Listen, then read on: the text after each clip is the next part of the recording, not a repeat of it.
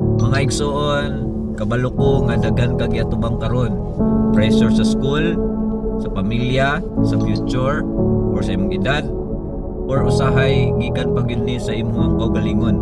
Usahay murag bugat na kaayo, murag dili na nimo kaya. Pero hinumdumi na dili ikaw ra usa na ay Ginoo na kanunay gatabang sa imuha. Sa tanang moments nga murag puno na ka, si Lord dili mo dagan palayo. Apan duol kayo siya, ipuyo siya sa imuha. Ang pressure dili pasabot nga palpak ka, kasagaran mao ning paagi sa Ginoo sa paghulma sa imong pagkaikaw, pag-andam sa imong pagkatinawag kay tinawag man ta sa atong buhi na Ginoo. Ayaw kasuko sa imong kaugalingon, ayaw ikumpara imong journey o imong kinabuhi sa uban. Nakita ni Lord ang imong pag-antos, nasayod siya sa imong kasakit, sa imong kahadlok ug imong pangandoy, ug bisan dili nimo makita, naglihok ang atong buhi na Ginoo.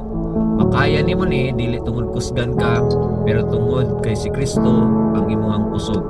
Dili ka nakasurvive sa pressure nga imong gitubang, apan nitubok ka ug mas nahimo kang malig-on sa imong pagkaikaw tungod kay namay Dios kauban sa imuha. Ingon pa sa Philippians chapter 4 verse 13, I can do all things through Christ who strengthens us. So igsoon, padayon lang. Ang pressure is not something, a punishment. Pressure is a blessing, an opportunity nga makita nato kung unsa ka maayong atong buhi na Ginoo. So again, pressure is not something para dugmokon ka, but pressure is a part nga ikaw i-shape ka sa better person kung unsa ang plano sa Ginoo sa imo.